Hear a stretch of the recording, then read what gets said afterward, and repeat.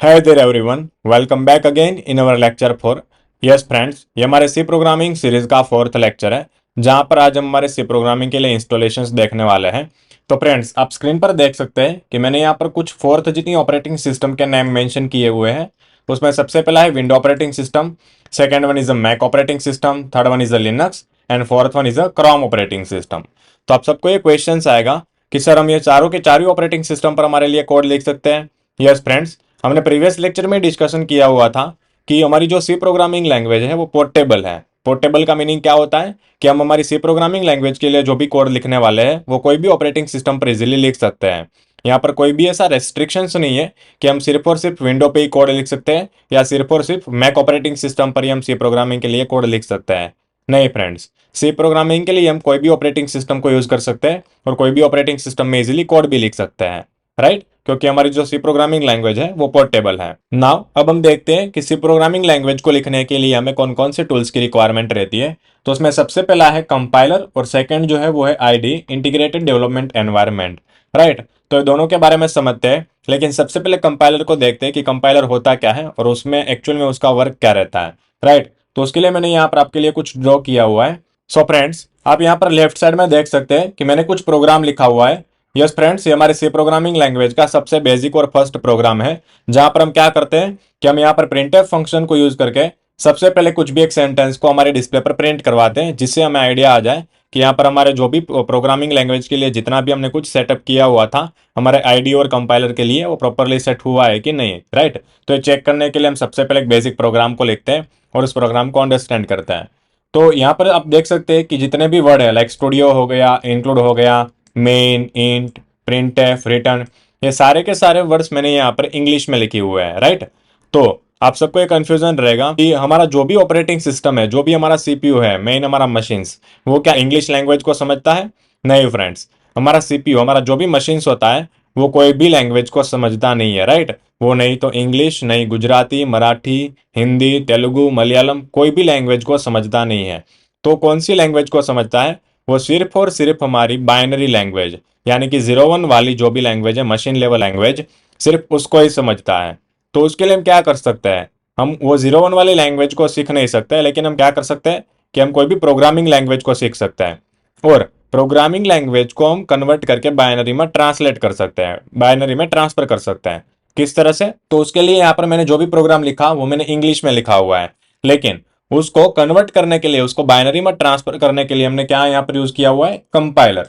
Compiler क्या basically होता है? तो कंपाइलर कैसा सॉफ्टवेयर होता है जिसे हम क्या करते हैं, हम हमारी ऑपरेटिंग सिस्टम के अंदर सेट कर देते हैं। एज अ मशीन के तौर पर हम उसे यहाँ पर सेट करते हैं, जो क्या करता है, हम जो भी कुछ प्रोग्राम लिखते हैं, इंग्लिश में लिखा हुआ है जो भी कुछ प्रोग्राम है, उसे ये क्या करता है? बाइनरी में कन्वर्ट करता है, राइट? और बाइनरी में किस तरह से कन्वर्ट होता है? इस तरह से 0 1 में कुछ कन्वर्ट हो जाता है। और जो भी हमने कुछ इंस्ट्रक्शंस हमारे प्रोग्राम के थ्रू लिखी हुई है वो सारी की सारी इंस्ट्रक्शन कहाँ पर जाएगी? वो हमारे सीपीयू पर जाएगी, राइट? और सीपीयू तक पहुंचाने के लिए हमें किसका यूज करना पड़ता है? हमें यहाँ पर as a compiler, as a machine के तौर पर चाहिए, जो हमारे लिखे गए प्रोग्राम को एक बाइनरी प्रोग्राम लैंग्वेज में ट्रांसफर करे, जिससे कि हमारा सीपीयू इस इंस्ट्रक्शंस को इजीली रीड कर पाए। और जो भी हमने कुछ इंस्ट्रक्शंस यहाँ पर दी हुई है उसके तौर पर हमें कुछ आउटपुट प्रोड्यूस करके दिया जाए, लेकिन अगर आउटपुट 0 1 में आएगा तो हमें कुछ समझ में नहीं आएगा। तो उसके लिए क्या करता है ये कंपाइलर? हमारे फिर से इसी कोड को इंग्लिश में कन्वर्ट करके हमें कुछ डिस्प्ले पर आउटपुट देता है, राइट? तो इसी तरह से हाई लेवल लैंग्वेज में से, हाई लेवल दैट मीन्स हमारा C program, high level language में से बाइनरी में, लो लेवल में अगर कुछ भी डेटा को कन्वर्ट करना है तो उसके लिए हमें किसकी जरूरत पड़ती है? इसके लिए हमें कंपाइलर जैसे कुछ भी सॉफ्टवेयर की जरूरत रहती है, इसकी रिक्वायरमेंट रहती है, जिसके तौर पर हम हमारे लिखे गए प्रोग्राम्स को बाइनरी में इजीली कन्वर्ट कर पाए, राइट? तो उसके लिए सबसे पहली रिक्वायरमेंट, हमारे सी प्रोग्रामिंग लैंग्वेज को लिखने के लिए सबसे पहली रिक्वायरमेंट क्या होती है हमारे लिए?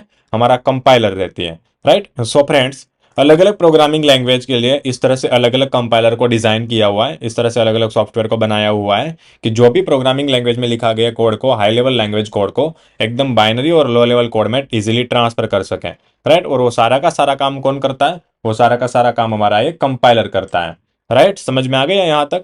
नाउ कंपाइलर हो गया, फिर जाके आईडी। तो आईडी का फुल फॉर्म होता है integrated development environment. Yes friends, अगर हमें कुछ भी कोड लिखना है, अगर हमें कुछ भी प्रोग्राम्स लिखना है तो उसके लिए हमें कुछ ऐसे आईडी और ऐसे कुछ सॉफ्टवेयर की रिक्वायरमेंट रहेगी कि जहां पर हम इजीली कोड लिख सके, राइट? तो आप सबने देखा होगा कि जब भी आप स्कूल में पढ़ते थे तब आपको कंप्यूटर के लेक्चर्स में नोटपैड को यूज करवाना सिखाते थे, राइट। नोटपैड को आप यहाँ पर एज अ नोट करने के लिए या भी कुछ भी लिखने के लिए आपको यूज करते थे, राइट। तो उसी तरह से नोटपैड प्लस प्लस होता है। नोटपैड प्लस प्लस में भी क्या कर सकते हैं, हम कुछ भी कोड लिख सकते हैं, राइट। फिर जाके हम सी प्रोग्रामिंग के लिए कहीं और भी सॉफ्टवेयर को यूज कर सकते हैं। लाइक हम यहाँ पर Dev C plus plus use कर सकते हैं, हम टर्बो सी प्लस प्लस को यूज कर सकते हैं, राइट। हम कहीं ऑनलाइन कंपाइलर्स को भी यूज कर सकते हैं। लेकिन मैं यहाँ पर जो आपको सॉफ्टवेयर के बारे में इंट्रोड्यूस करना चाहूंगा वो है VS code software. VS code, right. VS code का फुल फॉर्म होता है विजुअल स्टूडियो कोड। एक ऐसा सॉफ्टवेयर है, एक एडवांस सॉफ्टवेयर है जहां पर हमें सारे के सारे फीचर्स एक ही साथ मिल जाते हैं और यहाँ पर हमारे लिए कोड लिखना भी एकदम ईजी रहता है, राइट। तो दोनों के बारे में देखते हैं और इस दोनों का इंस्टॉलेशन किस तरह से करना है ये प्रोसेस भी आपको मैं यहाँ पर बताने वाला हूँ, राइट। तो नाउ सबसे पहले देखते हैं कि हमारे मैक ऑपरेटिंग सिस्टम के लिए प्रोसेस किस तरह से रहने वाला है। तो जब भी हमें मैक ऑपरेटिंग सिस्टम यानी कि हमारे मैकबुक के अंदर अगर हमें सी प्रोग्रामिंग लैंग्वेज को लिखना है तो हमें किस तरह से इसका इंस्टॉलेशन और किस तरह से हमें सेटअप करना है वो देखते हैं स्टेप बाय स्टेप। तो हमारे मैक ऑपरेटिंग सिस्टम के लिए हमें क्या करना है, तो उसके लिए सबसे पहले हमें हमारे मैकबुक के अंदर हमारा जो भी ऐप स्टोर आता है, हमारे कई सारे सॉफ्टवेयर को इंस्टॉल करने के लिए हमें ऐप स्टोर प्रोवाइड किया जाता है। तो उस ऐप स्टोर पे जाना है और यहाँ पर हमें एक्सकोड को सर्च करना है, राइट। एक्सकोड क्या है, तो बेसिकली कुछ भी डेवलपमेंट के लिए हमें यहाँ पर एक्सकोड की रिक्वायरमेंट रहती है। लाइक अगर मैं कुछ एप्लीकेशंस बनाने हैं, कुछ वेबसाइट्स बनाने हैं, कुछ भी अगर हमें कुछ डेवलप करना है, राइट, तो डेवलपमेंट के टूल्स के तौर पर हमें यहाँ पे एक्सकोड को इंस्टॉल करना रहता है, राइट। तो हमें क्या करना है, मैकबुक के अंदर में सबसे पहले ऐप स्टोर में जाना है और ऐप स्टोर के अंदर हमें यहाँ पर एक्सकोड सर्च करना है और उसका जो भी लेटेस्ट जो भी वर्जन है उसको हमें यहाँ पर डाउनलोड कर लेना है, राइट, और उसको इंस्टॉल कर देना है। Now download and install visual studio code from the official websites. फिर हमें क्या करना है, जो भी हमारे विजुअल स्टूडियो कोड के लिए ऑफिशियल वेबसाइट्स है वहां पर हमसे हमें वीएस कोड को इंस्टॉल करना है, डाउनलोड करके उसको भी इंस्टॉल करना है, राइट। और उसके अंदर हमें एक्सटेंशन के तौर पे यहाँ पर सी और सी प्लस प्लस एक्सटेंशन को इंस्टॉल करना है। तो सबसे पहले हमें वीएस कोड की ऑफिशियल वेबसाइट किस तरह से मिलेगी, तो फिर उसके लिए मैं क्या करूंगा, मैं एक न्यू टैब ओपन करने वाला हूँ और यहाँ पर मैं लिखने वाला हूँ वीएस कोड डाउनलोड। यहाँ पर जो सबसे पहले मुझे जो लिंक मिलती है ये हमारे वीएस कोड को डाउनलोड करने के लिए ऑफिशियल लिंक्स यहाँ पर हमें प्रोवाइड की गई है। तो यहाँ पर मैं उसके लिए क्लिक करने वाला हूँ और मुझे यहाँ पर बताया गया है कि मैं यहाँ पर वीएस कोड को इजीली डाउनलोड कर सकता हूँ और वो भी मुझे 3 ऑपरेटिंग सिस्टम के लिए ऑप्शंस मिलते हैं। यहाँ पर मैं विंडोज के लिए भी कर सकता हूँ, मैं यहाँ पर लिनक्स और उबंटू के लिए भी कर सकता हूँ और मैं यहाँ पर मैक ऑपरेटिंग सिस्टम के लिए भी डाउनलोड कर सकता हूँ और उसे इंस्टॉल कर सकता हूँ। आपको सिर्फ क्या करना है, यहाँ पर जो भी आपको मैक के लिए जो भी बटन मिलता है यहाँ पर आपको सिर्फ क्लिक करना है। अगर आपका पास विंडो है तो आप विंडो के लिए यहाँ पर क्लिक कर सकते हैं। फिर जाके क्या होगा कि ऑटोमेटिकली हमारा डाउनलोड का प्रोसेस जो भी है वो चालू हो जाएगा। डाउनलोड हो जाने के बाद आपको सिर्फ उस पर डबल क्लिक करना है और उसका इंस्टॉलेशन चालू कर देना है। सिर्फ नेक्स्ट नेक्स्ट नेक्स्ट करके आपको उसका इंस्टॉलेशन कंप्लीट करना है, राइट। इतना कुछ भी डिफिकल्ट नहीं है। अगर आपको कोई भी कंफ्यूजन रहता है आप मुझे कमेंट में बता सकते हैं। नाउ ये तो हो गया हमारे मैक ऑपरेटिंग सिस्टम के लिए। मैक के लिए बहुत ही ज्यादा इजी है, जहां पर आपको कुछ भी इतना प्रोसेस डिफिकल्ट नहीं रहता है। आपको सिर्फ क्या करना है, तो आपको सिर्फ यहाँ पर ऐप स्टोर को ओपन करना है और आपको सिर्फ यहाँ पर सिंपल सर्च करना है। यहाँ पर आप ऐसे एक्सकोड लिख सकते हैं और आपको सबसे पहले यहाँ पर मिल जाएगा। आप इसको अगर डाउनलोड कर लेंगे और इंस्टॉल कर लेंगे तो ऑटोमेटिकली आपके लिए सी लैंग्वेज का जो भी कुछ इंप्लीमेंटेशंस करना था, जो भी आपको कुछ यहाँ पर सॉफ्टवेयर सेटअप करना था वो ऑटोमेटिकली हो जाने वाला है। नाउ मैक ऑपरेटिंग सिस्टम के लिए इतना बेसिक इंस्टॉलेशन रहता है और अगर आपको चेक करना है कि हमारे लिए यहाँ पर सी प्रोग्रामिंग लैंग्वेज का इंस्टॉलेशन प्रॉपरली हुआ है कि नहीं, तो आप उसके लिए क्या कर सकते हैं, आप इसके लिए टर्मिनल को ओपन कर सकते हैं और टर्मिनल पे जाके आपको सिर्फ लिखना है C lang hyphen hyphen C lang space छोड़ के hyphen hyphen and then after version, इतना लिख के आपको एंटर करना है। तो आपको यहाँ पर मिल जाएगा Apple C lang version 16, right. यहाँ पर अगर आपको एप्पल का प्रॉपरली सी लैंग का वर्जन मिल जाता है तो आपको समझ लेना है कि यहाँ पर सी प्रोग्रामिंग लैंग्वेज के लिए प्रॉपरली इंस्टॉलेशन हो गया है, राइट। नाउ अब हम देखते हैं कि विंडो ऑपरेटिंग सिस्टम के लिए किस तरह से हमें कुछ सेटअप करना है। तो सबसे पहले आपको यहाँ पर कंपाइलर का सेटअप करना है, राइट। तो कंपाइलर टोटल 4th स्टेप है कि जिस तरह से आपको कंपाइलर का सेटअप करना है आपके सिस्टम के अंदर। सबसे पहले आपको MinGW के वेबसाइट पे जाना है, डाउनलोड और इंस्टॉल करना है लेटेस्ट और स्टेबल रिलीज वर्जन्स को। नाउ रन करना है इंस्ट्रक्शंस के बेस पर और सिलेक्ट सी लैंग्वेज के जो भी पैकेजेस है उसको सिलेक्ट करना है, राइट। इतना ये 4 स्टेप है जहां पर आपको सी लैंग्वेज के कंपाइलर के लिए इंस्टॉल करना रहेगा। तो उसके लिए मैं आप सबको यहाँ पर नया टैब ओपन करके दिखा देता हूँ कि किस तरह से आपको यहाँ पर MinGW कंपाइलर जो है सी प्रोग्रामिंग लैंग्वेज के लिए वो मिलने वाला है, राइट। तो यहाँ पर मैं न्यू टैब ओपन करूंगा और मैं सिर्फ यहाँ पर लिखूंगा MinGW कंपाइलर, ओके। तो आपको सबसे पहले यहाँ पर एक लिंक मिल जाएगी मिनिमलिस्ट GNU फॉर विंडो, ये हमारी MinGW का फुल फॉर्म है। नाउ इस पर मैं क्लिक करने वाला हूँ और मुझे यहाँ पर डाउनलोड के लिए एक ऑप्शन मिल जाता है। मुझे सिर्फ क्या करना है, इस डाउनलोड पर क्लिक करना है और डायरेक्टली मेरा डाउनलोड चालू हो जाएगा।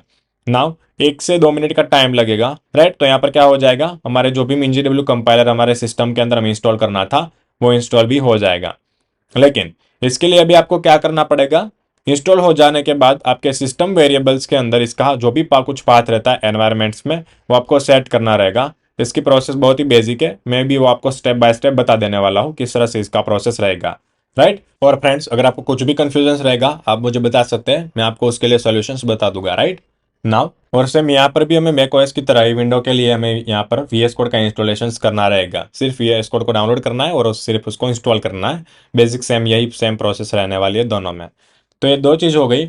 सबसे पहला हमें कंपाइलर करना है और दूसरा हमें यहाँ पर IDE, दैट मीन्स हमारा VS कोड करना है, राइट।